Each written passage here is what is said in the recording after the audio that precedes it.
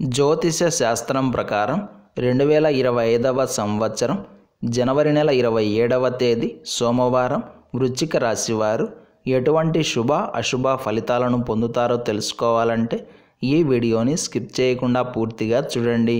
అలాగే తప్పకుండా మా ఛానల్ని సబ్స్క్రైబ్ చేసుకోండి. ఈ జనవరి 27వ తేదీ సోమవారం రోజు వృశ్చిక రాశి వారు కుటుంబపరమైన ఇబ్బందులను ఎదుర్కోవాల్సి వస్తుంది. బంధువులతోటి పెద్దగా కుదరదు. ఇంట్లో ఒకరిని చూస్తే ఒకరికి కుదరదు అన్నట్లుగా ఉంటుంది. భార్యాభర్తల మధ్య, అన్నదమ్ముల మధ్య, తోడి కోడళ్ళ మధ్య, తండ్రి కొడుకుల మధ్య, ఇలా కుటుంబ సభ్యుల మధ్య పూటపూటకు ఏదో ఒక గొడవ అన్నట్లుగా కాలమంతా వేడివేడిగా సాగుతుంది. ప్రశాంతత అనేది ఏమాత్రం లభించదు. బాధ్యతలు ఎక్కువగా ఉంటాయి. మొండితనం అధికంగా ఉంటుంది. కోపావేశాలకు సులభంగా లోనవుతారు. దీనివలన శాంతి లోపిస్తుంది. అలాగే ఆర్థిక పరంగా కూడా పెద్ద ప్రయోజనాలు ఏమీ కనిపించడం లేదు. రూపాయికి రూపాయి అన్నట్లుగా వృధా ఖర్చులే ఎక్కువగా ఉంటాయి. ఆదాయం అంతంత మాత్రంగానే ఉంటుంది. వ్యాపార పరంగా కూడా లాభాలు ఏమీ కనిపించడం లేదు. సహోద్యోగులతో కూడా కాస్త జాగ్రత్తగా ఉండడం మంచిది. పై అధికారులతో మాట్లాడేటప్పుడు కాస్త కేర్ఫుల్గా వ్యవహరించండి. ఈరోజు మీరు కొంచెం తగ్గి ఉండడమే మంచిది. ఎంత ఒదిగి ఉంటే అంత మేలు కలుగుతుంది. పెద్దలను గౌరవించాలి.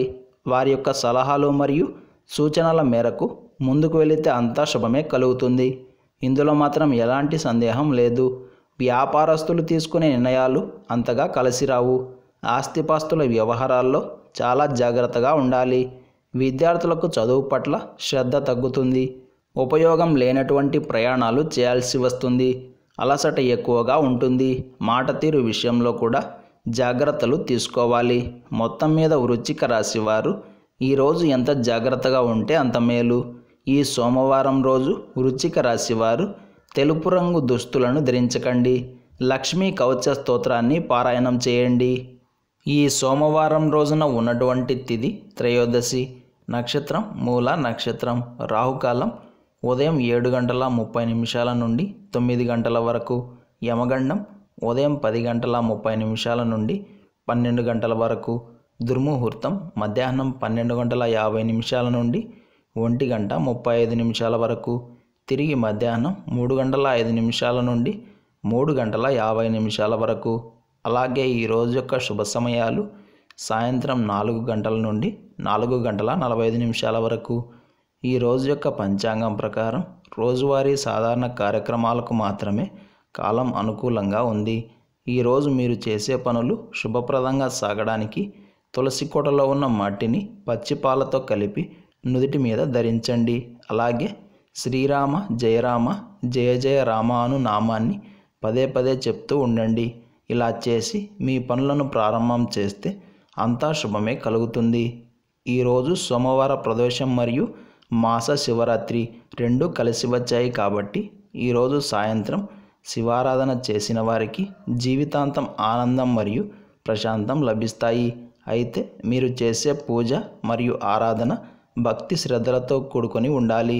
ఈరోజు ఎవరైతే శివుడికి అభిషేకం చేసి శివ స్తోత్రాలను పారాయణం చేస్తారో వారికి సంపూర్ణమైన శివానుగ్రహం కలుగుతుంది.